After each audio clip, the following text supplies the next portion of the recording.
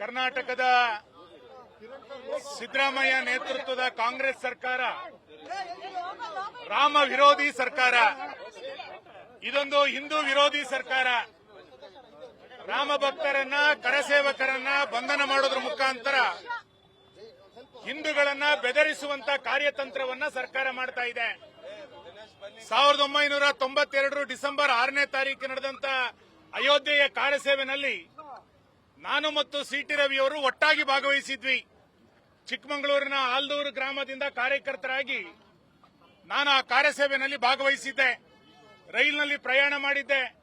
ಸರಿಯೂ ನದಿಯಿಂದ ನಮಗೇನು ಸೂಚನೆ ಇತ್ತು ಆ ಸೂಚನೆಯ ಪ್ರಕಾರ ಕಾರ್ಯಸೇವೆಯಲ್ಲಿ ಡಿಸೆಂಬರ್ 6ನೇ ತಾರೀಕು ನಾನು ಭಾಗವಹಿಸಿದಂತ ರೋಮಾಂಚನಕಾರಿಯಾದಂಥ ನೆನಪುಗಳು ನನಗೆ ಇವತ್ತಿಗೂ ಕೂಡ ಇದೆ. ರಾಮ ಮಂದಿರ ಭವ್ಯವಾಗಿ ನಿರ್ಮಾಣ ಆಗ್ತಾ ಇರುವಂತ ಈ ಸಂದರ್ಭದಲ್ಲಿ ಸರ್ಕಾರ ರಾಮ ಭಕ್ತರನ್ನು ಹತ್ತಿಕ್ಕುವಂತ ಪ್ರಯತ್ನವನ್ನ ಮಾಡ್ತಾ ಇದೆ. ಯಾವುದೇ ಕಾರಣಕ್ಕೂ ರಾಮ ಭಕ್ತರನ್ನು ಹತ್ತಿಕ್ಕಲಿಕ್ಕೆ ಸಾಧ್ಯ ಇಲ್ಲ. ಕಾರ್ಯಸೇವೆ ಮಾಡಿದ್ದನ್ನೇ ತಪ್ಪು ಅಂತಾದ್ರೆ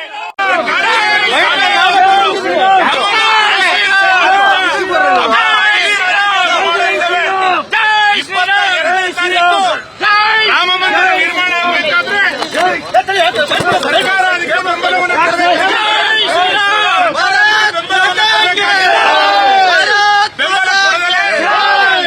ಒಂದು ಸರ್ಕಾರ